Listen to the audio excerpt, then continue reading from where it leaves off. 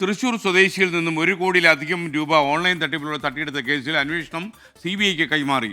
സംസ്ഥാനത്ത് ആദ്യമായിട്ടാണ് ഒരു ഓൺലൈൻ സാമ്പത്തിക തട്ടിപ്പ് കേസ് CBI അന്വേഷിക്കുന്നത്. ശ്യാംകുമാർ കൊച്ചിയിൽ നിന്ന് വിവരങ്ങൾ നൽകും. ശ്യാം, വിശദാംശങ്ങൾ.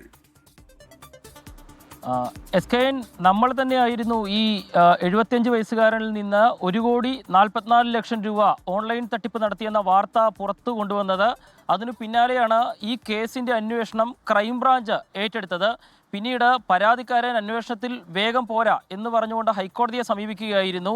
നിലവിൽ ഹൈക്കോടതിയുടെ നിർദ്ദേശപ്രകാരമാണ് സംസ്ഥാനത്ത് ആദ്യമായി ഓൺലൈൻ തട്ടിപ്പിലൂടെ പണം നഷ്ടമായ കേസിൽ അന്വേഷണം CBIക്ക് കോടതി കൈമാറിയത്. ഈ 75 വയസ്സുകാരൻ്റെ കയ്യിൽ നിന്ന് പല തവണയായിട്ട് ഓൺലൈനിലൂടെ അറസ്റ്റ് ചെയ്തു MDMA കടത്തിയതിനെന്ന പേരിലാണ് ഈ പണം ഈ തട്ടിപ്പ് സംഘം സ്വന്തമാക്കിയത്. CBI അന്വേഷണത്തിലൂടെ വിശാലമായ രീതിയിൽ ഈ കുറ്റവാളികളിലേക്ക് എത്താൻ സാധിക്കുമെന്ന കോടതി നിരീക്ഷണമാണ് അന്വേഷണം CBI ഏറ്റെടുക്കാൻ തന്നെ ഇടയാക്കിയിരിക്കുന്നത്. SKN